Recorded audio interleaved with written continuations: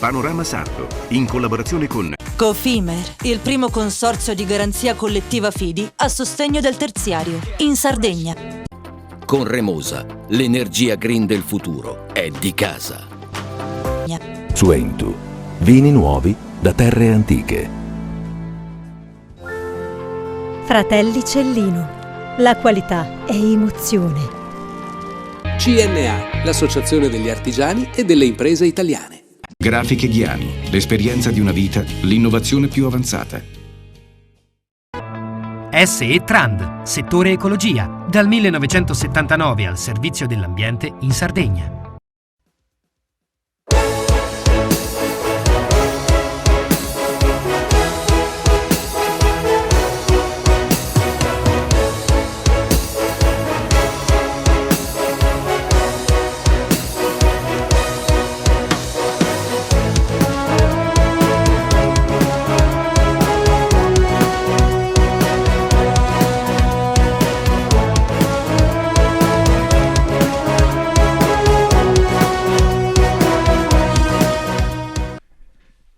Per la serie A Tu per Tu, da un'iniziativa di Confcommercio Sud Sardegna, il nostro settimanale che ha già ospitato Chico Testa, oggi presidente di Assoambiente, profondo assertore dell'esigenza di un ritorno dell'Italia alla produzione di energia nucleare, dopo aver promosso nel passato il referendum per chiudere lo stabilimento di Caorso.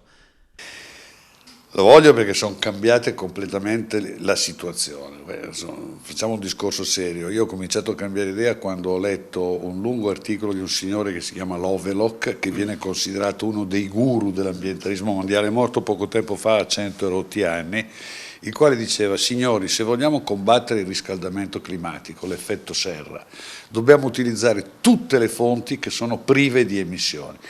Cosa vuol dire? Le rinnovabili, ma anche l'energia nucleare. E da lì è partita la mia riflessione.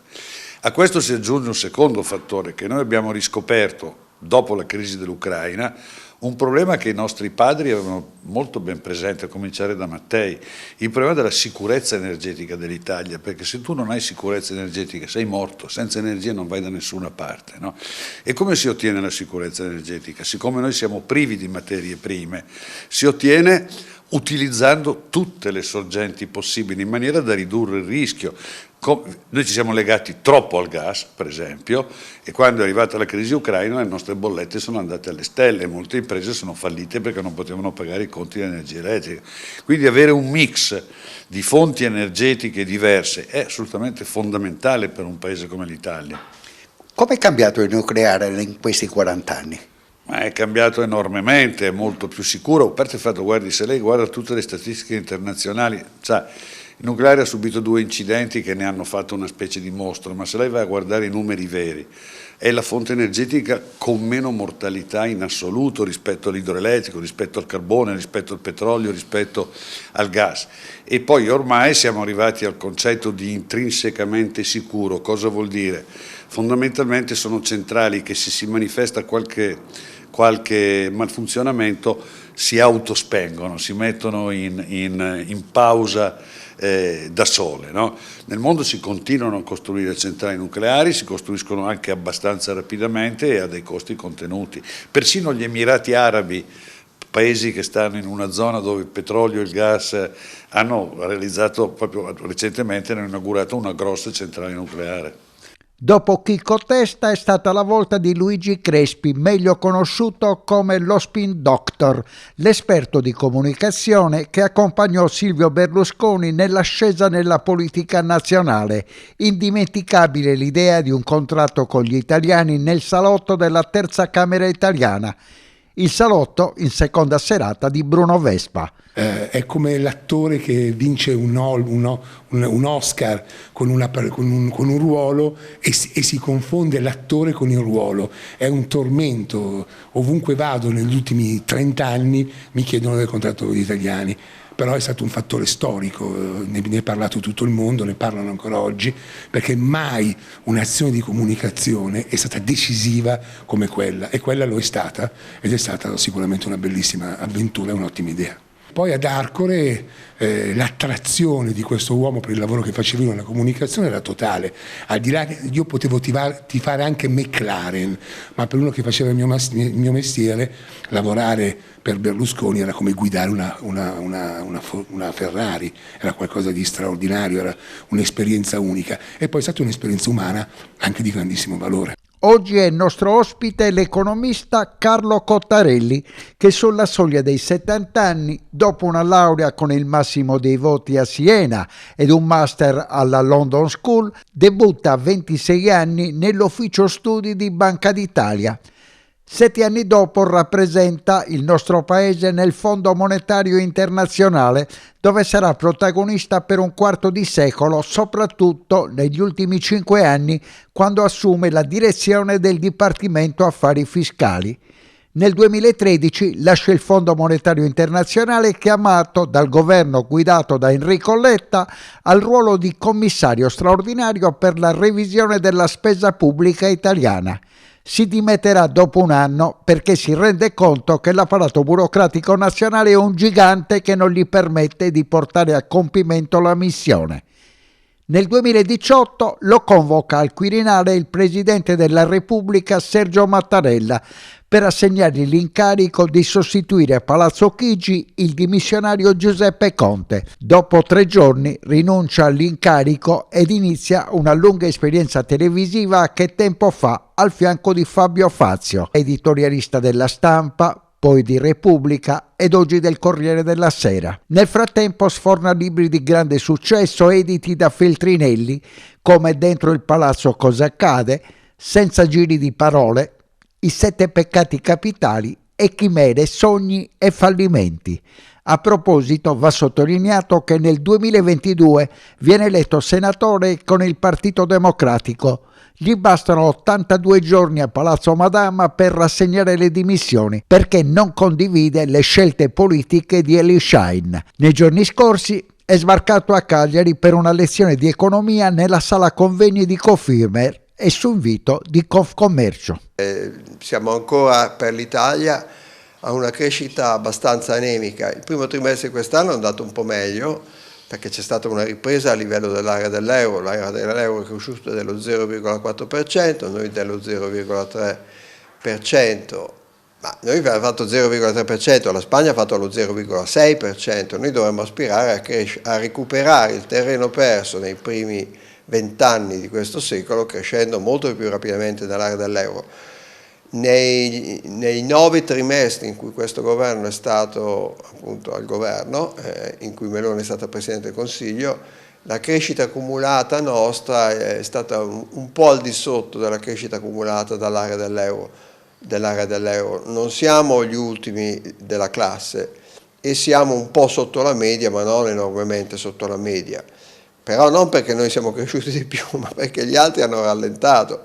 E la Germania in particolare ha rallentato, quindi la nostra economia non ha ancora svoltato e dobbiamo farlo, perché altrimenti che succede? Che i nostri giovani vanno a lavorare all'estero e purtroppo il deflusso è continuato più o meno al ritmo di 30.000 giovani in termini netti che se ne vanno dal paese.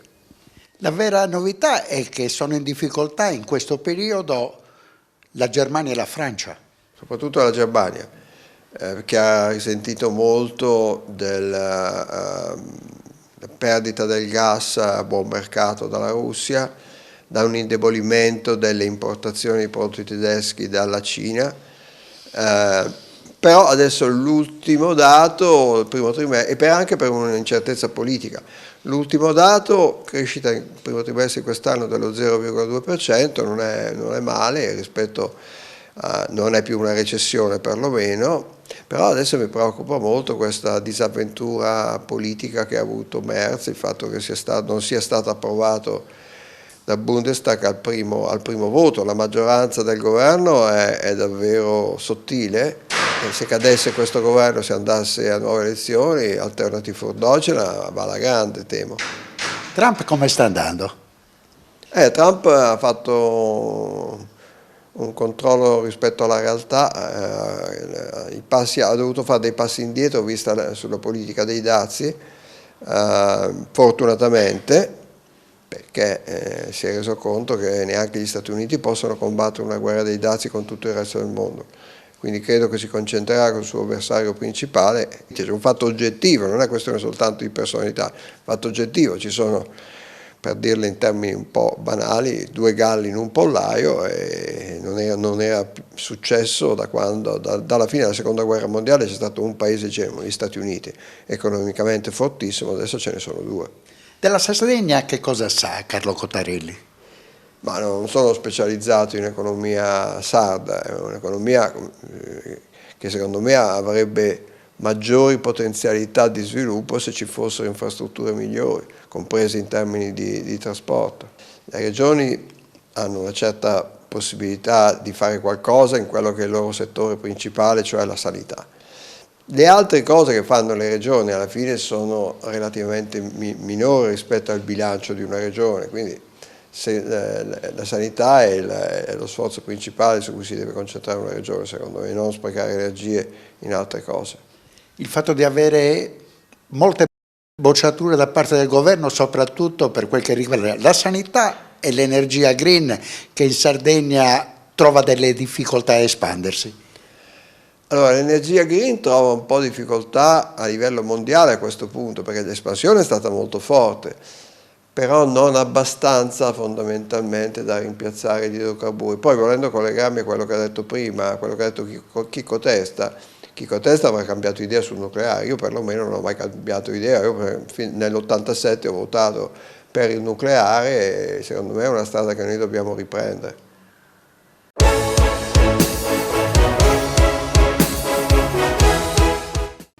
Cofimer, consorzio di garanzia collettiva Fidi, dal 1977 a sostegno del terziario. Il partner migliore nella ricerca di finanziamento più adatto a voi e nella trattativa per ottenere un fido alle migliori condizioni. Cofimer, il primo consorzio di garanzia collettiva Fidi a sostegno del terziario, in Sardegna. Esiste una terra famosa per il suo grano, dove da generazioni si tramanda l'arte della macinazione, che una famiglia ha trasformato nel metodo Alma a doppia decorticazione.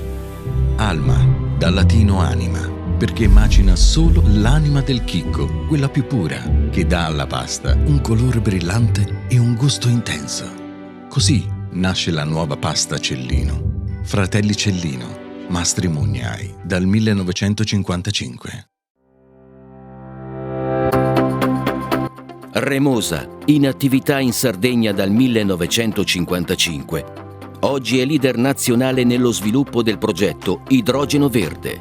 Con Remosa, l'energia green del futuro è di casa.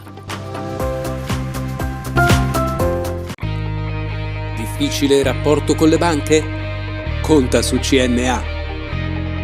CNA, l'associazione degli artigiani e delle imprese italiane.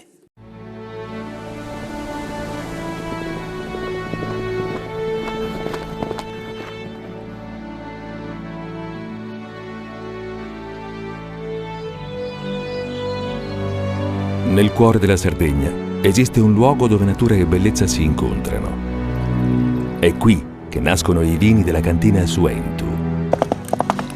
Suentu, vini nuovi da terre antiche. Fai impresa, la fai bene, meriti credito. Le garanzie diventano importanti. Il fondo di garanzia agevola il tuo accesso al credito. Se una banca ti presta denaro, hai garanzia a prima richiesta. Se ottieni 100, la garanzia copre fino a 80. La maggior parte delle garanzie è gratis. Il dettaglio sul sito spheres.it. Siamo la più grande industria tipografica della Sardegna. Dall'81 stampiamo tutte le tirature, su tutti i supporti e con le tecnologie più avanzate del settore, garantendoti elevatissima qualità e la più totale dedizione e cura. Grafiche Ghiani, l'esperienza di una vita, l'innovazione più avanzata. Setrand, settore ecologia. Mettiamo a disposizione la nostra struttura organizzativa fornendo un valido supporto per la gestione dei rifiuti speciali pericolosi e non pericolosi. Grazie agli impianti innovativi ed al costante sviluppo tecnico recuperiamo oltre il 70% dei rifiuti da noi gestiti. Dal 1979 al servizio dell'ambiente in Sardegna.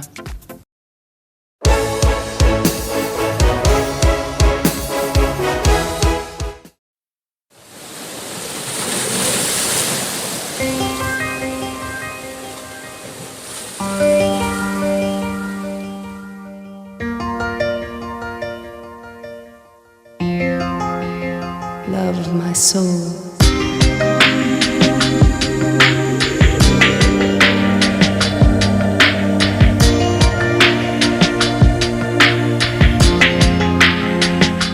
Nei giorni scorsi, a bordo del battello che da 20 anni solca le acque del bacino lacustre del fiume Dosa, si è svolta la presentazione ufficiale delle numerose novità che interessano il consorzio turistico dei laghi e nuraghi, a partire dall'insediamento del nuovo presidente Samuele Gaviano, sindaco di Serri, che raccoglie il testimone da Barbara Laconi, prima cittadina di Sadari, alla guida del consorzio negli ultimi anni.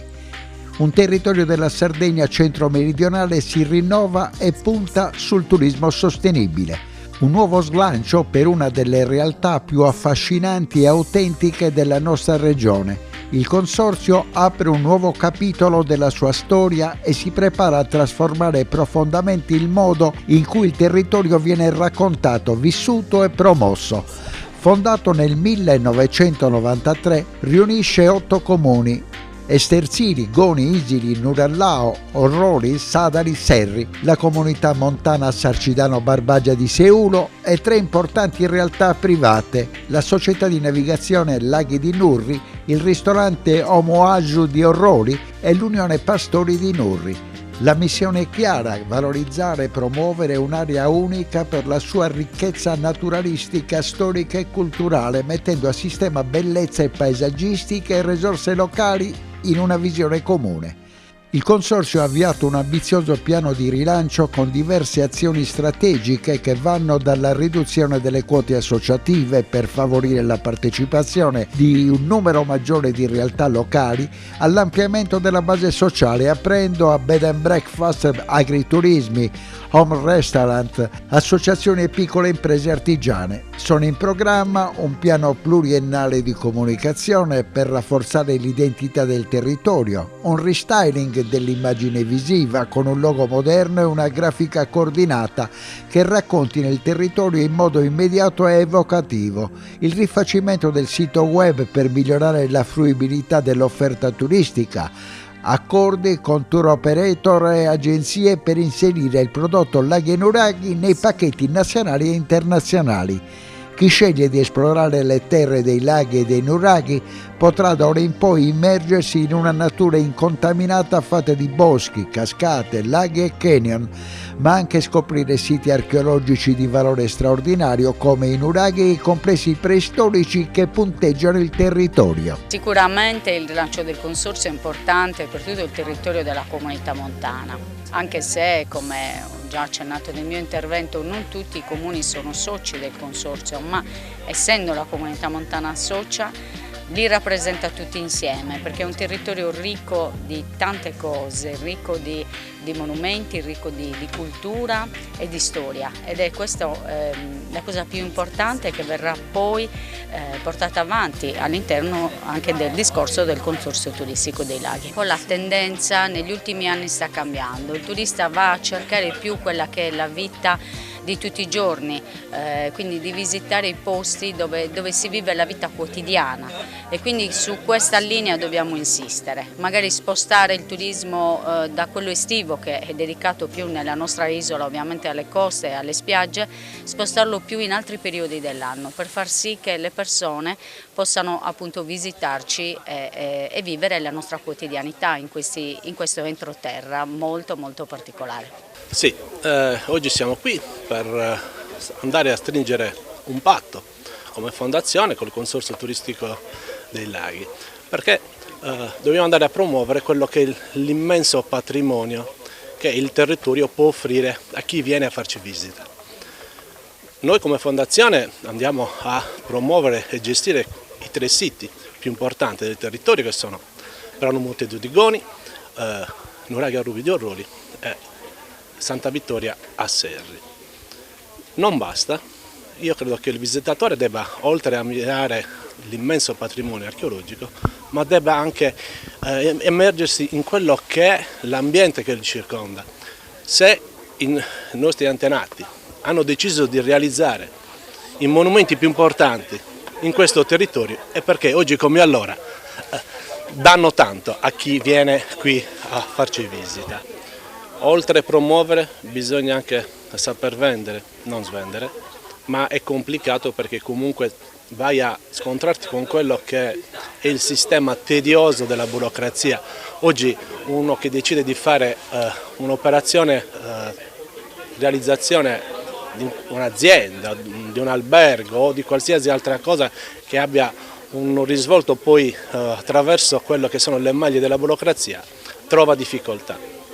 E questo forse è il gap non solo della Sardegna ma dell'Italia stessa. Stiamo lavorando ad un importante progetto turistico che veda il coinvolgimento di più protagonisti, sia pubblici che privati, affinché il consorzio faccia la sua parte nello sviluppo turistico, culturale, ma anche economico del nostro territorio. Parliamo di piccoli comuni e parliamo di sviluppo turistico, è importantissimo fare rete non soltanto coinvolgendo le istituzioni pubbliche ma anche gli operatori privati, soltanto così si riesce a far crescere il territorio. E il concetto di turismo lento, di turismo rurale sta prendendo sempre più piede e questo territorio ha tanto da offrire da questo punto di vista.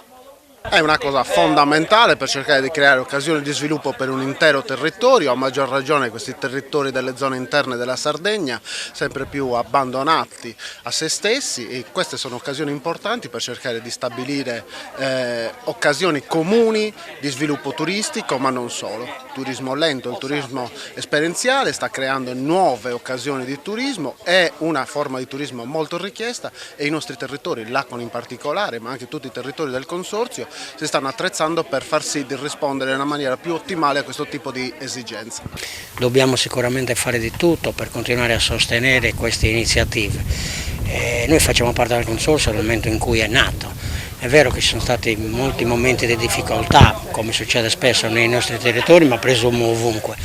Dobbiamo comunque fare uno sforzo comune affinché continuino a lavorare per promuovere il territorio, perché far arrivare la gente in questi territori consente di continuare a tenerli in vita e consente anche di mantenere i servizi, perché badate, quando non c'è gente anche i servizi vengono eliminati e questo ci sta succedendo purtroppo. Però sicuramente può essere un incentivo ad alimentare quelle che sono oggi solo produzioni di nicchia molto ridotte. Se il flusso turistico diventa importante è chiaro che anche lo spazio locale e anche le attività che noi vorremmo aprire in cittadine come Cagliari, Nuoro, Sassari possono essere comunque aiutate in questo processo di innovazione e di crescita. Sono ottimista sicuramente, sono anzi convinto che è un modo essenziale per continuare a mantenerci in vita e continuare a sostenere i giovani affinché rimangano nei nostri territori, altrimenti sarà il deserto. Le posso dire solo una cosa, che quest'anno compiamo 20 anni di attività, perciò siamo stati un punto di riferimento nel territorio. Molta gente ci conosce, ma se non ci conoscono non è che non conoscono il battello, proprio non conoscono questo territorio. È un territorio stupendo, ci permette di poter vedere delle zone della Sardegna che altrimenti non si vedono normalmente e stiamo ripartendo anche noi. Sacco di imprevisti, il Covid, legislazioni nuove, bisogna adeguarsi alle nuove normative, però stiamo rimettendo tutto quanto a posto e stiamo ripartendo con l'attività che ci permette di poter far apprezzare al meglio questa parte della Sardegna. Il lago offre uno spettacolo unico perché non trovi più la presenza dell'uomo. Abbiamo le case, il lago, la montagna e la foresta. Abbiamo 17 km di percorso, noi quando facciamo le escursioni percorriamo 10 km a scendere e altri 10 per risalire e in questi 20 km abbiamo la natura in tutto il suo splendore. Come imprenditore fai affidamento anche agli altri tuoi colleghi, però le posso garantire che fare il turismo all'interno è veramente difficile e quei pochi che lo stanno facendo lo fanno con tutto il cuore e io sono uno di quelli. Love of my soul.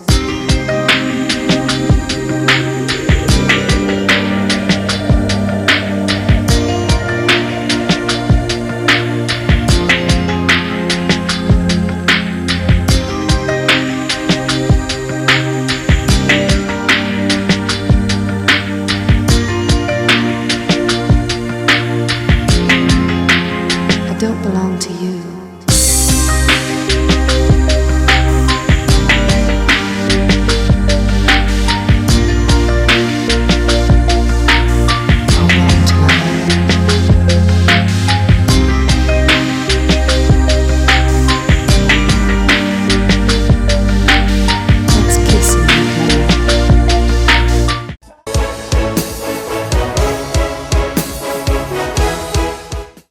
Cofimer, consorzio di garanzia collettiva Fidi, dal 1977 a sostegno del terziario. Il partner migliore nella ricerca di finanziamento più adatto a voi e nella trattativa per ottenere un fido alle migliori condizioni. Cofimer, il primo consorzio di garanzia collettiva Fidi a sostegno del terziario, in Sardegna.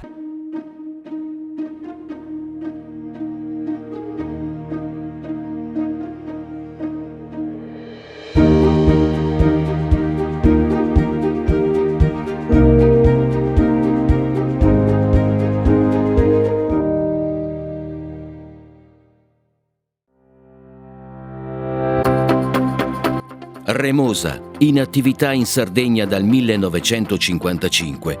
Oggi è leader nazionale nello sviluppo del progetto Idrogeno Verde. Con Remosa, l'energia green del futuro è di casa. Fai impresa, la fai bene, meriti credito. Non c'è solo il credito bancario. Con i mini bond e le cambiali finanziarie coperti dal fondo di garanzia, i tuoi progetti trovano nuovi investitori che credono in te. Contatta Spheres.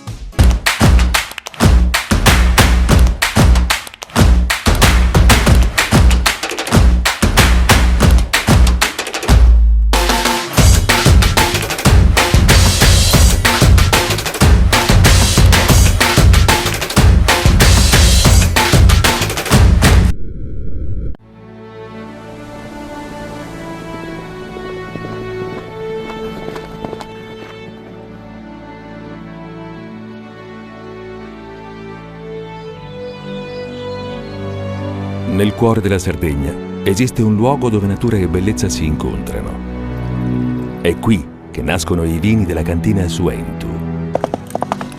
Suentu, vini nuovi da terre antiche. Meno scartoffie e più efficienza? Conta su CNA. CNA, l'associazione degli artigiani e delle imprese italiane. Setrand, settore ecologia. Siamo in grado di attivare il servizio di pronto intervento ecologico in caso di emergenza e con potenziale contaminazione delle matrici ambientali. Forti delle nostre competenze e dei nostri mezzi, realizziamo bonifiche di siti inquinati anche da amianto. Dal 1979 al servizio dell'ambiente in Sardegna.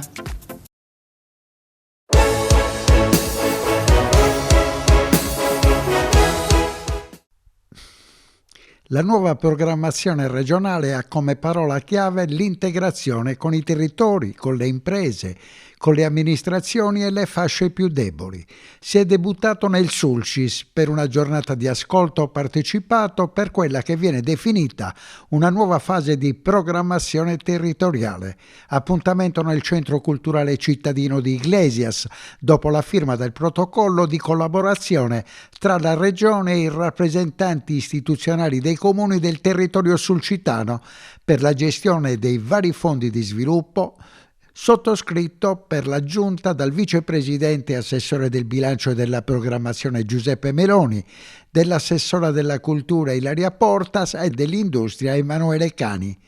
È un accordo che segna l'avvio di un percorso per la costruzione di una strategia integrata di sviluppo che valorizzi le peculiarità e le potenzialità del territorio con più risorse a disposizione e più capacità di spesa e di condivisione con il territorio e la popolazione. L'evento, denominato Programmazione Territoriale del Sulcis Iglesiente, valorizzare le persone, sviluppare l'economia, tutelare il territorio, è stato organizzato in 2 momenti di lavoro tra comuni e portatori territoriali di interesse. Alla sessione mattutina, che ha avuto luogo presso l'aula consigliare del comune, hanno partecipato i rappresentanti delle municipalità del Sulcis Iglesiente e dei principali enti e organismi del partenariato partenariato economico-sociale, in un percorso fondamentale di confronto e condivisione durante il quale sono stati discussi e approfonditi gli ambiti ritenuti prioritari per la futura strategia di sviluppo del territorio. Sono 2, secondo quanto emerso dalla sessione laboratoriale, gli ambiti su cui intervenire in logica sinergica, turismo naturalistico e coesione sociale. Gli spunti e le osservazioni condivisi sono stati riportati nel pomeriggio in una sessione plenaria aperta al pubblico ospitata presso il Centro Culturale Cittadino. Oggi è una giornata storica per il Sulcis Iglesiente perché segna un cambio di passo rispetto alla programmazione in questo territorio. Viene avviata la programmazione territoriale, inizialmente esclusa per questo territorio perché diverse risorse quali quelle del piano Sulcis e del GTF interessavano appunto questo territorio, ma si trattava di una programmazione più che altro nazionale e invece la Regione intende a questo punto far partecipare il Sulcis Iglesiente anche alla programmazione territoriale con differenti aree di intervento, la strategia d'area connessa, la rete che deve essere necessariamente operata fra tutti gli attori istituzionali del territorio, i sindaci in primis si sentano protagonisti perché c'è una coprogettazione al basso così come avviene in tutta la programmazione territoriale nel resto della Sardegna. Finalmente anche qui nel Sulcis Iglesiente, per questo meraviglioso territorio, anche qui la programmazione territoriale per cercare di mettere insieme le idee e a sistema tutte le bellezze che noi abbiamo e anche le attività produttive, tutto quello che abbiamo a disposizione. Pensiamo che sia un lavoro da fare e che i nostri sindaci, i nostri amministratori e le nostre attività riescano a creare un progetto veramente di visione. Ringraziamo chiaramente l'assessore alla programmazione Giuseppe Meloni che ha voluto fortemente questi incontri e ha voluto fortemente che il Sulcis fosse ricompreso nella programmazione territoriale. Ma direi ottimo il lavoro che sta mettendo in piedi il collega assessore vicepresidente della Regione Giuseppe Meloni, ascoltare il territorio, dialogare col territorio, soprattutto con le amministrazioni comunali è il modo migliore, più intelligente e sicuramente più efficace per programmare le risorse, per programmare bene i fondi. Quindi anche l'incontro di oggi di Iglesias è la testimonianza, anche vista la partecipazione, che questo modello va continuato, deve essere continuamente applicato e quindi siamo soddisfatti e siamo fiduciosi sul fatto che si possa arrivare a dei traguardi importanti.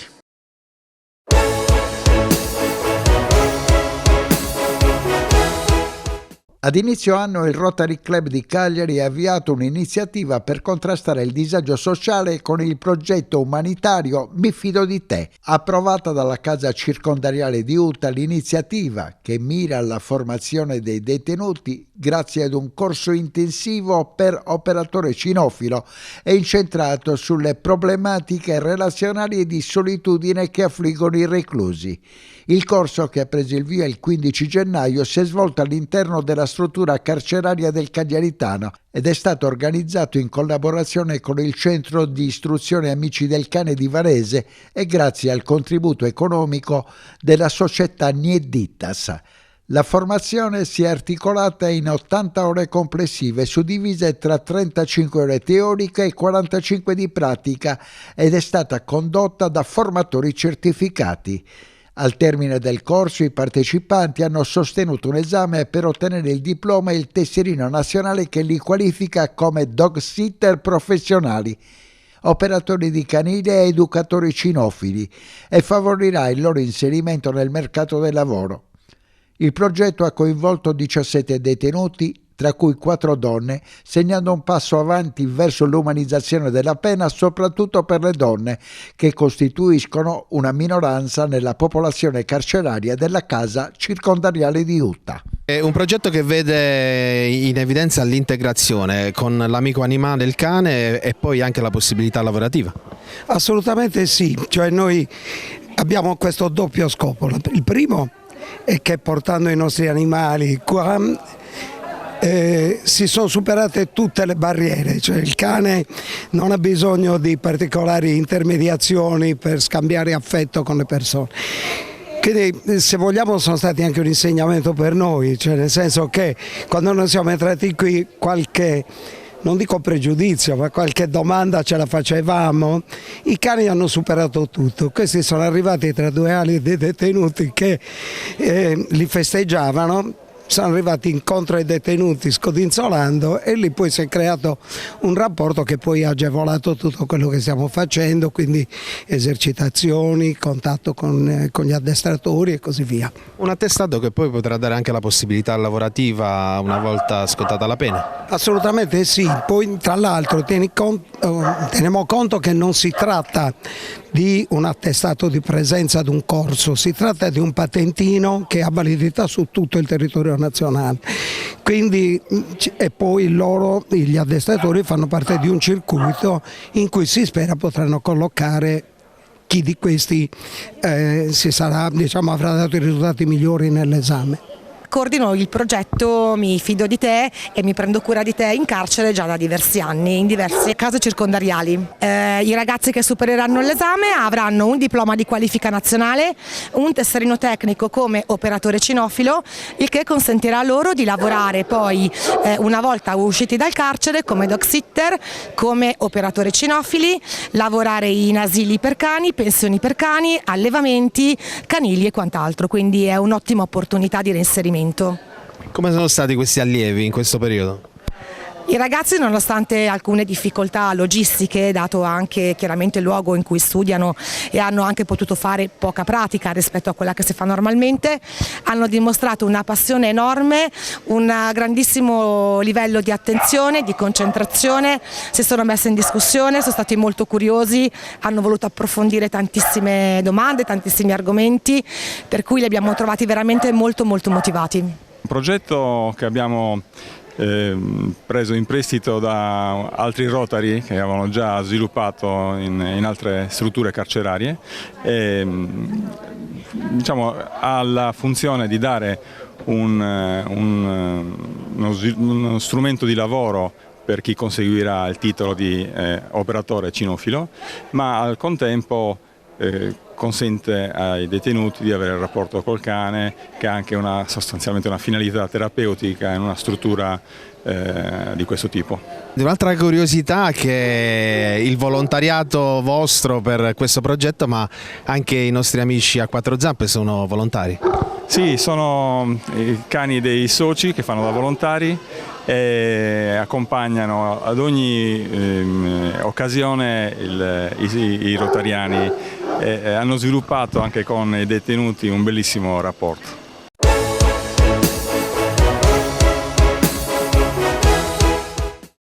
Cofimer, Consorzio di Garanzia Collettiva Fidi, dal 1977 a sostegno del terziario. Il partner migliore nella ricerca di finanziamento più adatto a voi e nella trattativa per ottenere un fido alle migliori condizioni. Cofimer, il primo consorzio di garanzia collettiva Fidi a sostegno del terziario, in Sardegna. Siamo la più grande industria tipografica della Sardegna. Dall'81 stampiamo tutte le tirature, su tutti i supporti e con le tecnologie più avanzate del settore, garantendoti elevatissima qualità e la più totale dedizione e cura. Grafiche Ghiani, l'esperienza di una vita, l'innovazione più avanzata.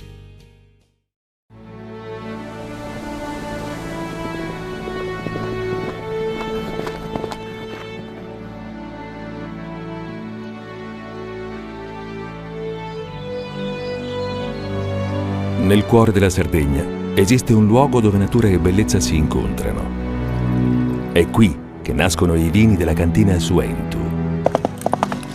Suentu, vini nuovi da terre antiche. Nessuno lotta per la tua impresa? Conta su CNA. CNA, l'associazione degli artigiani e delle imprese italiane. Remosa, in attività in Sardegna dal 1955. Oggi è leader nazionale nello sviluppo del progetto Idrogeno Verde. Con Remosa, l'energia green del futuro è di casa. Fai impresa, la fai bene, meriti credito. Le garanzie diventano importanti. Il fondo di garanzia agevola il tuo accesso al credito. Se una banca ti presta denaro, hai garanzia a prima richiesta. Se ottieni 100, la garanzia copre fino a 80. La maggior parte delle garanzie è gratis. I dettagli sul sito sfirso.it. Fratelli Cellino, mettiamo la nostra qualità in buone mani. La farina per i professionisti. Nuovo molino, nuove farine. Setrand, settore ecologia. Mettiamo a disposizione la nostra struttura organizzativa fornendo un valido supporto per la gestione dei rifiuti pericolosi e non pericolosi, in linea con la nostra certificazione EMA. Dal 1979 al servizio dell'ambiente in Sardegna.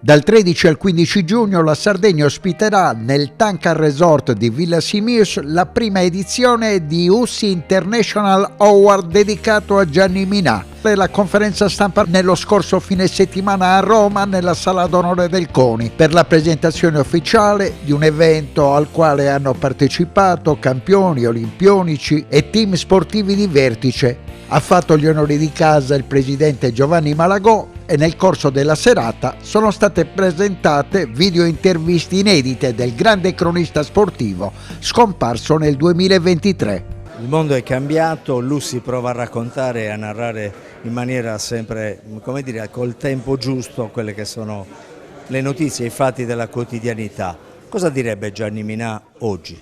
Il mondo è cambiato ma il giornalismo no, il giornalismo è uno solo, non ci sono tanti giornalismi, il giornalismo è quello che va nel posto e racconta con etica, in maniera più aderente possibile quello che vede, con etica soprattutto perché lui era così, rappresentava il giornalismo servizio pubblico, servizio sociale, quindi per me è fondamentale dire sempre questo, che il giornalismo è unico e altri tipi di giornalismo è solo comunicazione, quindi è altro, non è giornalismo. Io lavoro nella memoria perché lui ha lasciato un archivio digitale alla Fondazione Gianni Minà che ha costruito 20 giorni prima di morire, proprio perché voleva lasciare il suo patrimonio alle nuove generazioni.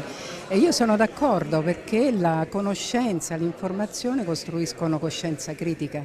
In più lui era molto molto orgoglioso di nascere giornalista sportivo ed è vero, è molto importante questo perché attraverso lo sport, i suoi maestri gliel'avevano insegnato, lo sport è un veicolo perfetto per raccontare altro, la società, le disuguaglianze, le problematiche di qualsiasi società al mondo. Stefano Opo un argento meraviglioso a Parigi, dopo il bronzo di Tokyo, è una carriera che prosegue. Premio USSI ricorda lo sport, ricorda Gianni Minà, tu cosa ricordi? Ma ricordo sicuramente la grande carriera, ma soprattutto il ricordo e il piacere dell'USSI, della presenza sempre dei giornalisti lungo tutto il mio percorso, soprattutto sardi ma non solo. E questo per me è un grande onore essere qui con voi oggi, essere con voi all'evento che ci sarà in memoria di Gianni Minà. Presidente, in un momento particolarissimo ci si è aggiunto solo il conclave a questa avventura nella Casa dello Sport italiano. Con quello che ha fatto tanto per lo sport italiano arriva un premio dell'USSI che ricorda Gianni Minà, una figura particolare del giornalismo internazionale. Che ricordo ne ha lei? Allora, innanzitutto faccio i complimenti all'USSI per questa iniziativa e per aver individuato in Gianni Minà. Tante persone, Loredana lo può confermare, si vantano di essere state amiche di Gianni, io lo sono stato in un modo importante, ci siamo frequentati anche con amici comuni, ovviamente Luca Montezemolo in primis, tanti momenti, tante cene, tanti momenti conviviali, ma soprattutto sul campo. La carriera, basta leggere dati e numeri, dice tutto, ma soprattutto quella sua incredibile capacità di arrivare dove onestamente gli altri non sono mai riusciti. Sarà questo, diciamo, il leitmotiv del mio intervento, per cui complimenti USSI Sardegna e viva Gianni Minà per sempre. Grazie. Che ricordo ha il calciatore Marco Tardelli di Gianni Minà? Ma io ho un bellissimo ricordo, ho vissuto con lui dei bellissimi momenti e ricordo un giornalista, perché lui era veramente un giornalista che sapeva spaziare su tutti i fronti, non solo sul calcio ma sulla politica, su altre cose. Era un uomo di cuore, era un uomo che riusciva a insegnare e voleva insegnare ai giovani per poter proseguire questa professione che è geniale. Tutto il mondo, quello calcistico, ricorda l'intervista a Diego Armando Maradona che in quegli anni, tu come lo ricordi quel momento? Io ho un bellissimo momento, è un momento anche di amicizia, perché Diego e Gianni erano amici. Però io ricordo anche l'intervista che ha fatto a Fidel Castro, poi altre interviste naturalmente anche a Bearzot, a tutti i miei compagni, insomma era fantastico. Gianni Minà sapeva scherzare, era ironico, era un professionista vero.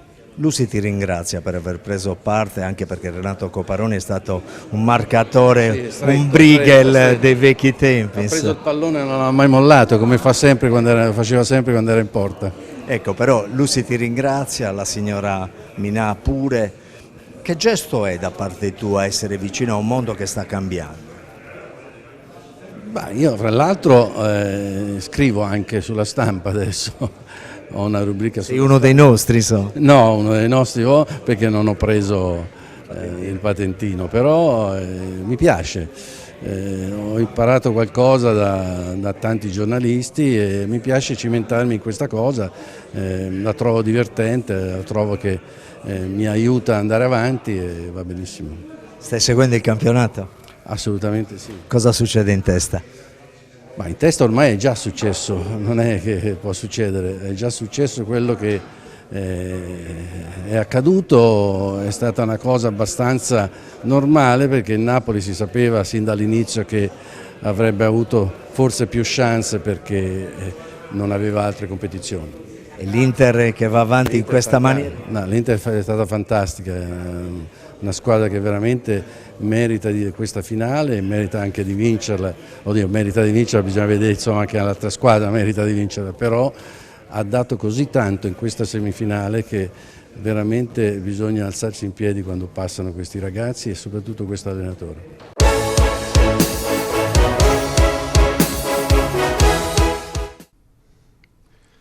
Nuova sintonia tra l'assessorato alla cultura e l'AES. In occasione della presentazione del 37° Salone del Libro di Torino, l'assessora Ilaria Portas ha illustrato i dettagli e il programma della partecipazione insieme alla presidente Simonetta Castia. Un programma ricco che dal 15 al 19 maggio vedrà 48 appuntamenti tra proiezioni, incontri e presentazioni per la valorizzazione della cultura sarda, spaziando dalla tradizione alla modernità dei testi con i grandi autori Lussu, Satta e Azzeni. Il filo conduttore dello spazio Sardegna sarà l'Ebias, il linguaggio delle parole che hanno il potere di stabilire dialogo tra le persone e la comunità. Quest'anno infatti celebreremo anche 3 personaggi illustri di cui ricorre l'anniversario, che sono appunto Sergio Azzeni, Emilio Lussu e Salvatore Satta, e avremo anche dei momenti dedicati a questi 3 personaggi illustri attraverso delle rappresentazioni cinematografiche con il Salone Off, quindi al cinema di Torino in città, con appunto la rappresentazione del film su Lussu di Medas, con Il giorno del giudizio del Teatro di Sardegna e poi con Il figlio di Bakunin di Sergio Azzeni. Quindi diciamo che sarà una edizione molto ricca e che avrà anche per noi una caratterizzazione sulle parole leggere, ma anche leggere le parole, e porteremo anche un libro che è prodotto dalla Regione Sardegna, che è il libro di Giulia Giornaliste, Le verità, perché anche in questo modo le parole si caratterizzano, e cioè le verità, le parole che assumono delle connotazioni differenti a seconda dell'accezione che gli diamo, e speriamo che insomma sia uno dei tanti eventi importanti della Sardegna fuori dalla Sardegna, per far conoscere la nostra editoria e per mettere l'accento appunto sulla ricchezza del nostro patrimonio editoriale. Porteremo circa una quarantina di editori e con editori che presenteranno le loro proposte saranno intorno alla trentina, quindi attraverso la collaborazione ovviamente dell'Associazione Editori Sardi ricomprendiamo tutto il panorama degli editori sardi, e questo per noi è molto importante, tornare anche al salone con tutti gli editori. Io l'anno scorso sono arrivata il 9 aprile in cui praticamente tutto era già stato predisposto e ho partecipato al salone, nel salone istituzionale, però diciamo gli editori sardi erano nel loro stand specifico. Quest'anno attraverso la collaborazione e la ripresa dei contatti diciamo siamo molto contenti di avere una stretta connessione anche con loro. Allora, sarà un'edizione importante come sempre, il Salone sta diventando davvero una vetrina, il Salone Internazionale del Libro di Torino, una vetrina mondiale di estrema rilevanza e anche un grande evento nazionale popolare, quindi la Regione ovviamente deve partecipare essendo consapevole del fatto che bisogna farsi strada con un programma molto ben caratterizzato, ricco, perché tanti sono i soggetti che partecipano. Per gli editori è un appuntamento imprescindibile, nonostante le difficoltà che il settore dell'editoria incontra, perché è una vetrina ovviamente che consente, come sempre, di attuare degli scambi con i propri operatori, di promuovere gli autori e soprattutto in questo caso anche di presentare il panorama editoriale isolano in collaborazione con le istituzioni politiche. E quindi è molto importante per noi come Associazione Editori Sardi essere al fianco della Regione quest'anno, perché soltanto attraverso appunto il dialogo e una condizione virtuosa di collaborazione tra istituzioni e le imprese locali e le case editrici locali si riesce poi alla fine a ottenere questa visibilità che è sempre meno scontata. Sappiamo bene, conosciamo i rapporti appunto sullo stato dell'editoria, quelli che vengono pubblicati periodicamente dall'Associazione Italiana Editori.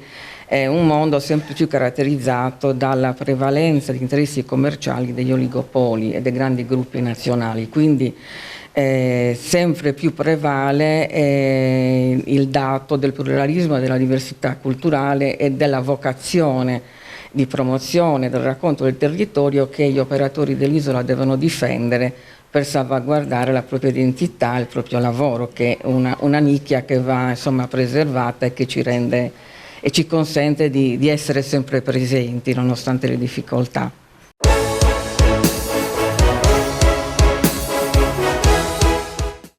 Cofimer, consorzio di garanzia collettiva Fidi, dal 1977 a sostegno del terziario. Il partner migliore nella ricerca di finanziamento più adatto a voi e nella trattativa per ottenere un fido alle migliori condizioni. Cofimer, il primo consorzio di garanzia collettiva Fidi a sostegno del terziario, in Sardegna. Siamo la più grande industria tipografica della Sardegna. Dall'81 stampiamo tutte le tirature, su tutti i supporti e con le tecnologie più avanzate del settore, garantendoti elevatissima qualità e la più totale dedizione e cura. Grafiche Ghiani, l'esperienza di una vita, l'innovazione più avanzata.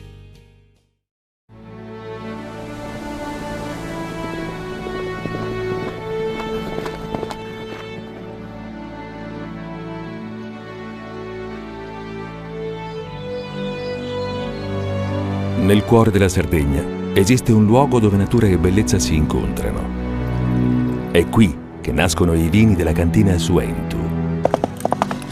Suentu, vini nuovi da terre antiche. CNA, l'associazione degli artigiani e delle imprese italiane. Difficile rapporto con le banche? Conta su CNA. CNA, l'associazione degli artigiani e delle imprese italiane. Remosa, in attività in Sardegna dal 1955. Oggi è leader nazionale nello sviluppo del progetto Idrogeno Verde. Con Remosa, l'energia green del futuro è di casa. Fai impresa, la fai bene, meriti credito. Le garanzie diventano importanti. Il fondo di garanzia agevola il tuo accesso al credito. Se una banca ti presta denaro, hai garanzia a prima richiesta. Se ottieni 100, la garanzia copre fino a 80. La maggior parte delle garanzie è gratis. I dettagli sul sito sfirso.it. Scopri le fette biscottate speciali Cellino. Latte e miele, ciocco-fette e fette di bosco. Tutte senza lattosio e in comode monoporzioni da 4 fette. Per una fetta sempre biscottata. Setrand, settore ecologia. Mettiamo a disposizione la nostra struttura organizzativa fornendo un valido supporto per la gestione dei rifiuti pericolosi e non pericolosi, in linea con la nostra certificazione EMA. Dal 1979 al servizio dell'ambiente in Sardegna.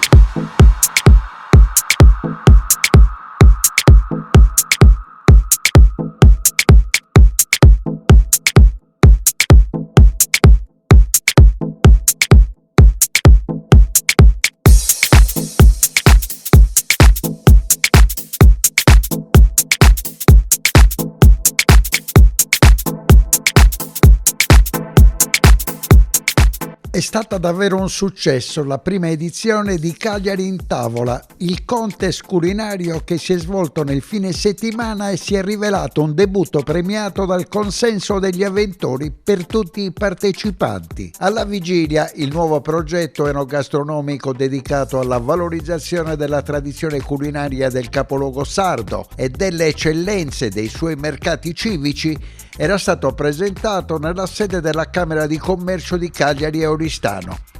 Hanno scelto di mettersi in gioco 14 ristoranti dei quartieri storici di Castello, Marina, Stampace e Villanova, selezionati tramite procedura ad evidenza pubblica, che hanno aderito all'iniziativa promossa dalla Federazione Pubblici Esercenti di Confcommercio Sud Sardegna. Il concorso rientra nel progetto regionale Sa Mesa Nostra, che mira a promuovere la filiera corta, il chilometro zero, la tutela ambientale e la valorizzazione nutrizionale e organolettica dei prodotti tradizionali.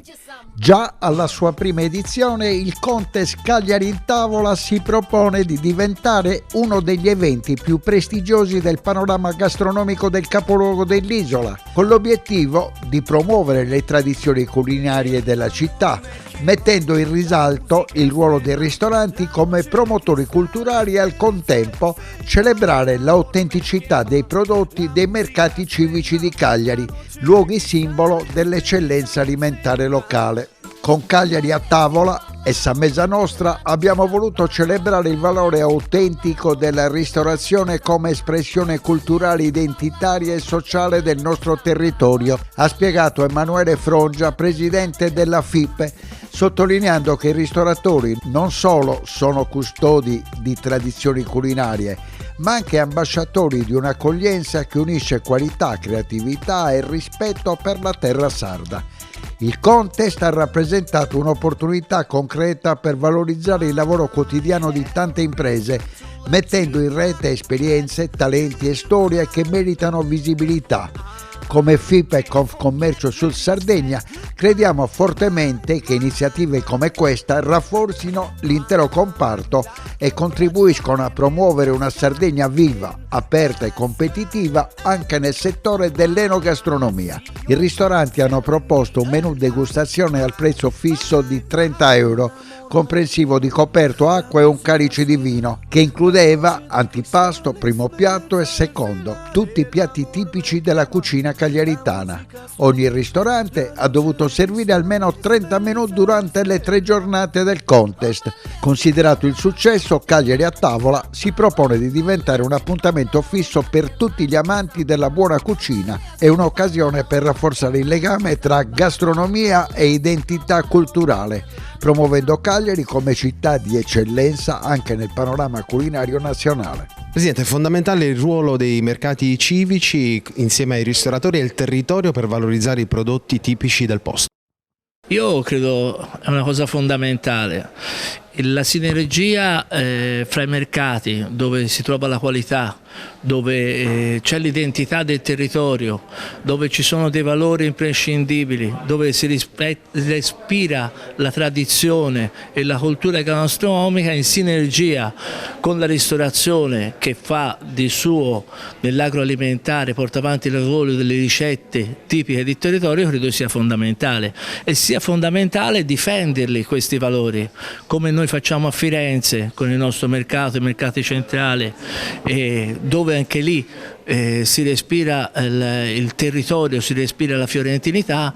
Anche qui in Sardegna e qui a Cagliari è fondamentale avere un pensiero per tutelare questi valori che oggigiorno non ce ne rendiamo magari conto quanto sono importanti, ma se perdiamo la qualità dei prodotti che troviamo dentro ai mercati cittadini, dove la andiamo poi a cercare? Una gara, se possiamo dire così, che vede a Cagliari 14 ristoranti con i loro prodotti tipici e una giuria, un 60% tecnica e un 40% di avventori, di clienti. Questo è fondamentale anche come fusion. Sì, assolutamente sì. Credo che sia importante fare una sorta di competizione per creare l'attenzione soprattutto, perché poi sono sicuro, anche se farò parte della giuria, che i prodotti che vengono forniti al mercato sono sicuramente di alta qualità. E allora chi meglio di chef importanti e bravi per valorizzare questo prodotto? Ecco, il connubio di queste due realtà dà un valore al mercato, dà valore alla ristorazione, ma dà valore alla città e alle tradizioni, che poi è quella che dobbiamo cercare di tutelare. Sì, siamo molto contenti che con il progetto della filiera corta, che è stato proprio voluto e promosso e seguito dall'assessorato del turismo regionale, artigianato e commercio, con l'assessore Franco Cucureddu abbiamo avuto proprio questo riscontro dalle associazioni di categoria, che erano proprio quelle deputate per poter utilizzare il fondo messo a disposizione con una legge regionale del 23 che vuole promuovere e valorizzare proprio i prodotti della fiera corta, e quindi i nostri, non solo la produzione a chilometro zero, ma anche le ricette, i nostri sapori e saperi, per cui in questo senso devo dire che Confcommercio ha già utilizzato in altre esperienze anche fuori porta, portando anche in Toscana per esempio i ristoratori locali più rappresentativi con i nostri prodotti, quindi insomma la valorizzazione del prodotto locale di qualità a chilometro zero è davvero, con questo nostro progetto dell'assessorato regionale, molto promosso e valorizzato.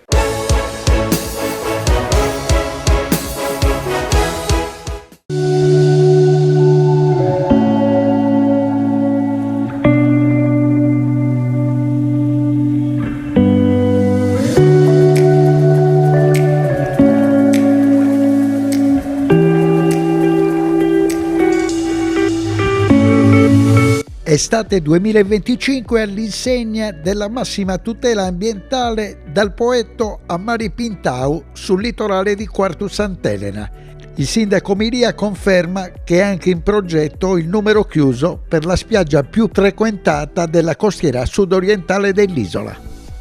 Sì, ci avviamo alla stagione turistica, alla stagione estiva, con delle novità.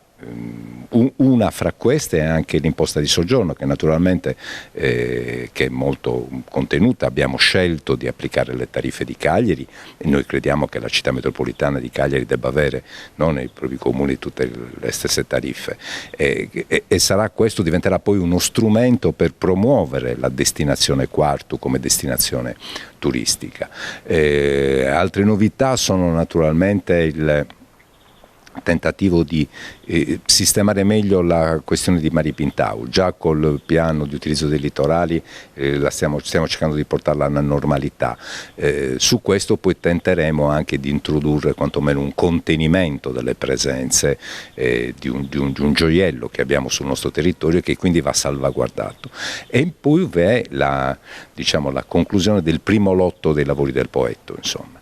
E la partenza anche del secondo lotto. Questo significa che parliamo dalla bussola, no? Per usare, sino a margine rosso. È un investimento importante. È un investimento che ci è costato molto, insomma, dove c'è una scelta ben precisa, quella di irrobustire l'aspetto del pregio ambientale. Ecco, noi siamo convinti che il futuro del turismo anche in Sardegna sia quello del pregio ambientale, dell'attirare, no, in base a questo elemento, e noi abbiamo tutte le caratteristiche, insomma, per poter far questo. Abbiamo fatto il piano di utilizzo dei litorali, potevamo aumentare a dismisura le concessioni, non l'abbiamo fatto, abbiamo lasciato lunghi tratti di mare alla balneazione libera. Introdurremo pian piano naturalmente anche dei servizi di natura sportiva, però con una massima tutela dell'ambiente. Ecco, questa è la scelta che noi stiamo facendo. Il Poetto è una ricchezza. Io ricordo che il Poetto, lo dico con un po' di campanilismo, solitamente si dice il Poetto di Cagliari. Il Poetto è una spiaggia di 8 chilometri, 5 chilometri sono di Quartu e 3 sono di Cagliari, insomma.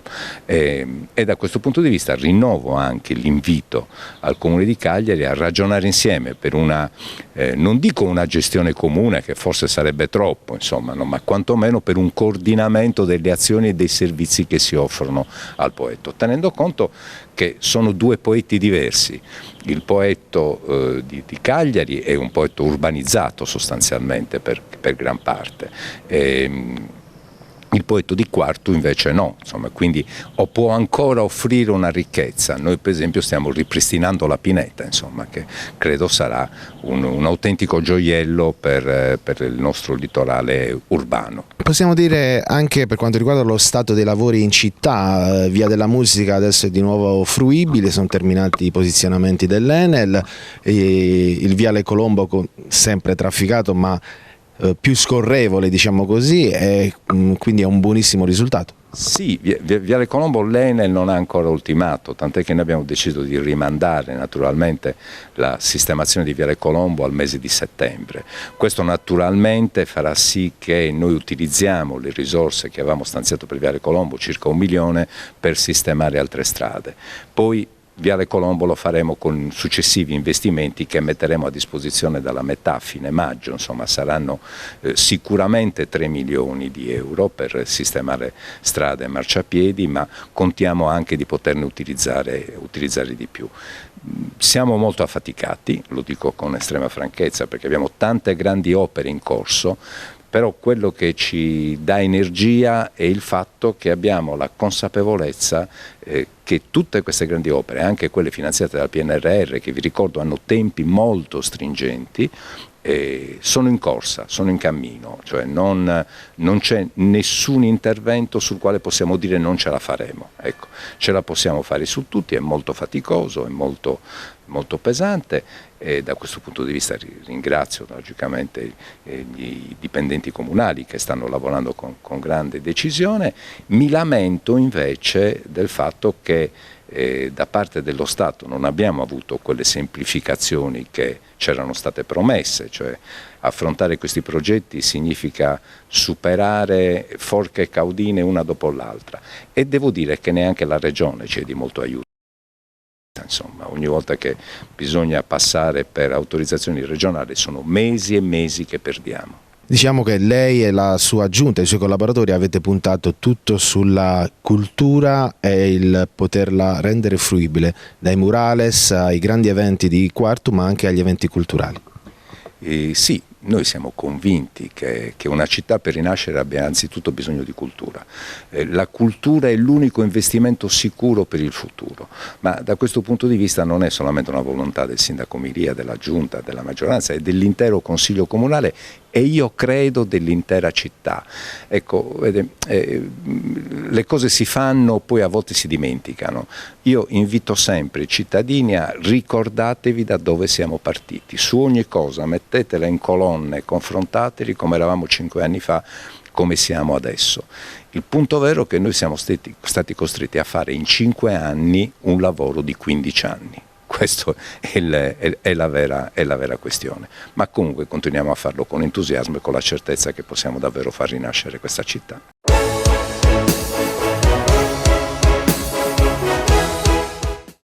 Cofimer, Consorzio di Garanzia Collettiva Fidi, dal 1977 a sostegno del terziario. Il partner migliore nella ricerca di finanziamento più adatto a voi e nella trattativa per ottenere un fido alle migliori condizioni. Cofimer, il primo consorzio di garanzia collettiva Fidi a sostegno del terziario, in Sardegna.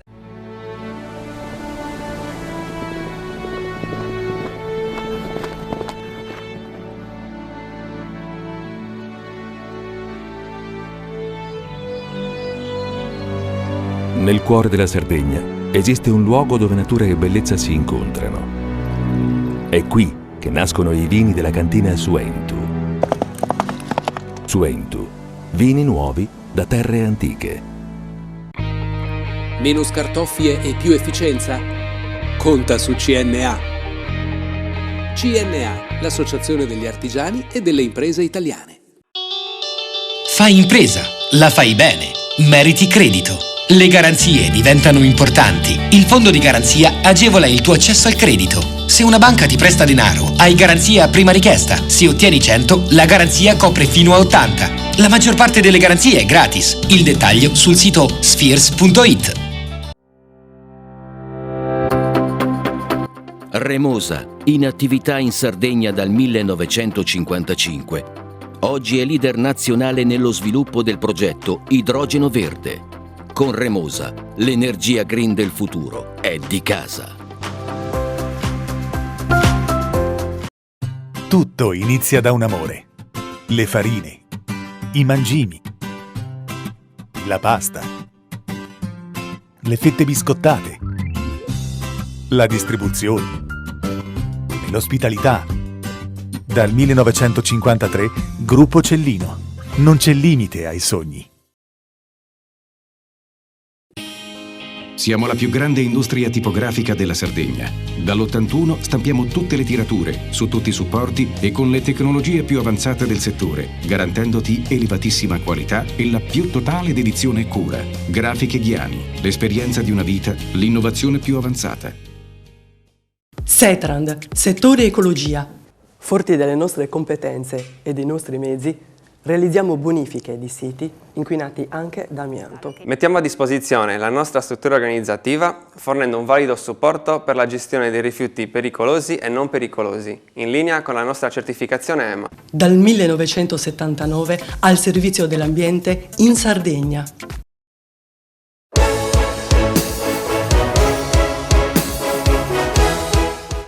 E siamo arrivati in chiusura di trasmissione che abbiamo scelto di trascorrere insieme a Mario Niedu, che è stato assessore alla sanità della regione Sardegna per 44 mesi, 30 dei quali in piena emergenza Covid. Abbiamo scelto di fare questa chiacchierata perché è un momento difficilissimo per la sanità sarda. Ci sono state delle scelte che sono state bocciate dal governo. Come mai? Beh, sicuramente probabilmente la riforma che è stata fatta per giustificare i commissariamenti delle aziende sanitarie non è, come dire, confacente al dettato costituzionale e quindi è probabile che verrà cassata, verrà sanzionata e di conseguenza si aprirebbe, come dire, uno spiraglio insomma, non proprio positivo per questa amministrazione regionale, con la possibilità che addirittura si torni indietro rispetto alle scelte fatte. Ma di questi direttori generali, vertici delle ASL e delle aziende ospedaliere universitarie, c'erano molte creature di Mario Niedu?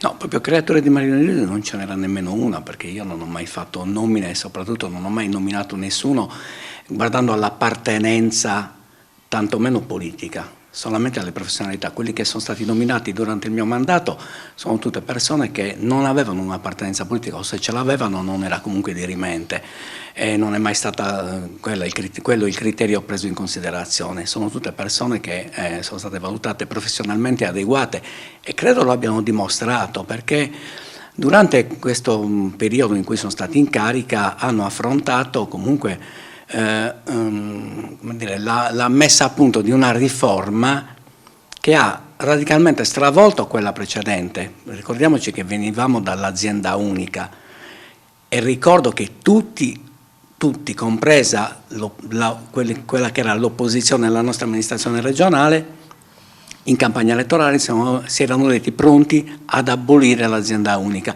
cosa che poi noi con la riforma abbiamo effettivamente fatto, ma credo che tutte le forze politiche allora fossero d'accordo, comprese quelle che oggi sono al governo. Tant'è vero che non hanno ritenuto di dover fare un'ulteriore riforma e quindi il sistema va avanti con quello che noi abbiamo messo in campo, cioè abbiamo riportato in capo ai territori l'amministrazione della sanità con le aziende territoriali, cosa che era mancata con l'azienda unica, che non aveva dato gran prova di sé, sinceramente. E questo non a detta mia o a detta della mia maggioranza di allora, ma a detta di tutti. Tutte le forze politiche erano concordi nel fatto che ci fosse necessaria una riforma che eliminasse l'azienda unica con tutte le sue storture. Quindi adesso diciamo che quello che si è verificato è che la riforma stava dispiegando i suoi effetti e io non vorrei che con questo nuovo corso potesse interrompere quello che era il ciclo positivo che era stato innescato.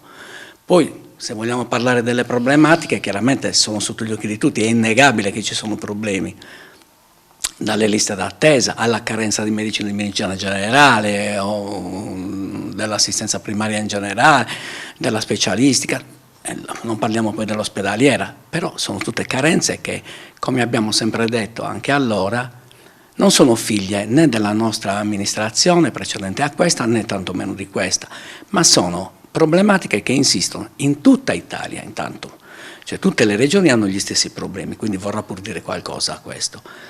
Ma soprattutto sono problematiche di difficile soluzione perché non hanno, come dire, le regioni, che sono quelle che poi hanno in capo l'amministrazione della sanità, la gestione diretta della sanità, non hanno tutti gli strumenti adeguati per poter gestire un'emergenza. Io mi ricordo che lasciai il mio mandato avendo fatto incardinare in conferenza Stato-Regioni la dichiarazione dello stato di emergenza sanitaria in Sardegna, che mi avrebbe consentito di essere io nominato commissario, se fosse andata in porto, commissario all'emergenza sanitaria della Sardegna, perché io dicevo sempre, e questa cosa poi fu come dire, riconosciuta valida in conferenza Stato-Regioni all'epoca.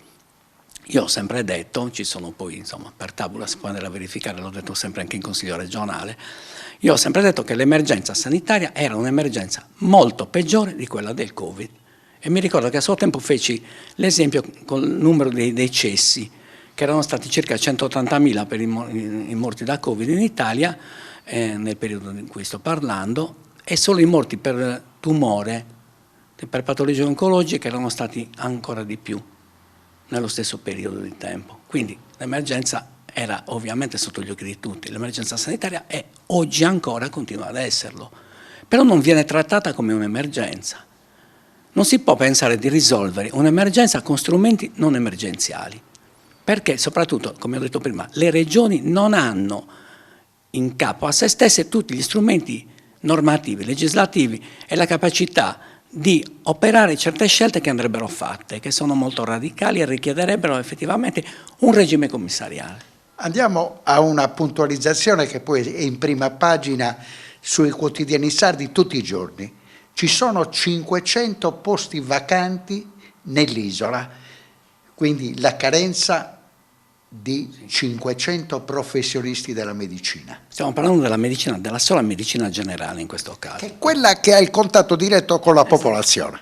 Esattamente, questo è un problema che è figlio di tanti altri aspetti che non sono facilmente risolvibili e soprattutto, questa proprio è la classica, il classico esempio di quello che dicevo prima, non è nelle corde della regione risolvere questo problema in maniera rapida ed efficace. Perché? Perché purtroppo la medicina generale ha perso appeal, per usare un termine che va molto di moda. I giovani medici non vogliono più fare il medico di famiglia, soprattutto non lo vogliono più fare nelle zone rurali, nei piccoli paesi, nei piccoli centri, perché hanno la capacità e la possibilità di scegliersi il posto, il luogo dove andare a lavorare. Perché io mi ricordo, ai miei tempi, io sono figlio della cosiddetta pletora medica. Quando io mi sono laureato eravamo migliaia e migliaia e quindi si andava a lavorare dovunque ci fosse la possibilità di farlo. Il rapporto era 100 medici e un posto di lavoro. Oggi è il contrario, abbiamo 100 posti di lavoro disponibili e 10 medici, per dire, per fare un esempio banale. La soluzione per questo tipo di problematica è la riapertura del blocco delle iscrizioni nella medicina? Allora, è è un po' complesso l'argomento. Intanto anche quello che ha fatto il governo non è una riapertura, non è un'eliminazione del numero programmato, perché ricordo che il numero chiuso in Italia non c'è mai stato, è sempre stato un numero programmato. Poi ci sono stati errori nella programmazione, se no non saremmo arrivati alle condizioni in cui siamo, su questo non ci piove. Però adesso c'è il rischio di fare l'esatto contrario, tant'è che qualcuno sta già preconizzando che a breve avremo una pletora medica, cioè fra 5-6 anni noi avremo molti più medici di quelli che saremo in grado di collocare. E quindi cosa facciamo così? Rischiamo di spendere risorse della nostra nazione per preparare professionisti di alto livello che poi verranno, come già sta succedendo adesso, verranno acquisiti da altre nazioni. Però per quello che riguarda la medicina generale, il tema, come dicevo, è che la regione in sé non può fare più di tanto. Ci abbiamo provato anche noi, abbiamo cercato, intanto avevamo rimesso in pari le graduatorie, la pubblicazione delle zone carenti, perché mi ricordo che io quando arrivai erano fermi al 2014, non si pubblicavano i bandi dal 2014, quindi ho dovuto fare una corsa molto accelerata per rimettere in pari la situazione. E adesso la situazione della pubblicazione delle zone carenti è perfettamente regolare. E già quello ha dato una buona mano, se no saremmo stati ancora in situazioni ancora più di più grave carenza. Ma quello che bisogna fare con la medicina generale lo deve operare soprattutto il governo nazionale. Intanto con l'equiparazione delle borse di specializzazione, col percorso universitario della scuola di specializzazione in medicina generale, e soprattutto va rivisto l'accordo nazionale della medicina generale. Ma non si può continuare a pensare che la soluzione sia la dipendenza dei medici di famiglia. Io questo ricordo, ne parlai già anche altre volte, ma lo ribadisco perché è importante. Sempre in conferenza Stato-Regioni, quando tutti i presidenti di regione erano a favore della dipendenza dei medici di famiglia, perché dicevano che fosse l'unico modo che potevamo avere per controllare meglio questa categoria di medici e renderli disponibili con la forza praticamente ai dettati e alle volontà delle aziende sanitarie e dei distretti. Io dissi che non ero d'accordo, fui l'unica regione che levò la sua voce contro questo schema, fu la Sardegna, perché io ero presente al posto del governatore Solinas, il presidente Solinas, e quindi mi feci carico di questa cosa. E dissi che non ero d'accordo su questa soluzione, che non era assolutamente la dipendenza il modo giusto per risolvere la problematica. Perché intanto per coprire un posto con le caratteristiche quasi libero professionali di un medico di famiglia, passando alla dipendenza ci vogliono 3 persone. Cioè non riusciamo a coprirli con questo contratto, figuriamoci con quello della dipendenza, non è pensabile. E io feci una proposta che poi fu anche accolta in conferenza, tant'è vero che fu proposto di inserirla nell'atto di indirizzo per la nuova convenzione. E questa, la proposta era quella di passare alla parte subordinazione, cioè un contratto molto flessibile, come quello degli specialisti ambulatoriali, i vecchi cosiddetti sumaisti, in modo che si possa far operare a seconda del carico orario il medico di medicina generale per una parte del suo incarico presso il suo ambulatorio con i pazienti a libera scelta come oggi, e per un'altra parte del suo incarico orario negli ospedali e nelle case della comunità, che sono quelle strutture che sono il fulcro della nuova medicina territoriale come è stata impostata dalla normativa nazionale, ma che rischiano di essere deserte per mancanza di personale.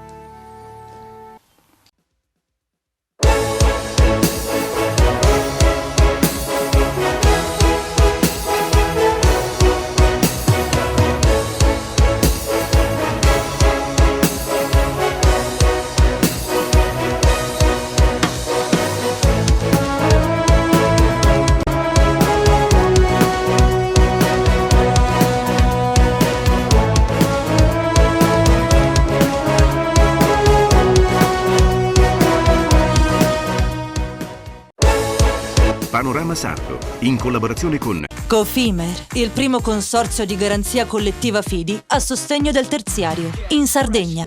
Suentu, vini nuovi da terre antiche. Fratelli Cellino, la qualità è emozione. Con Remosa, l'energia green del futuro è di casa. Grafiche Ghiani, l'esperienza di una vita, l'innovazione più avanzata. CNA, l'Associazione degli Artigiani e delle Imprese Italiane. SE Trand, settore ecologia, dal 1979 al servizio dell'ambiente in Sardegna.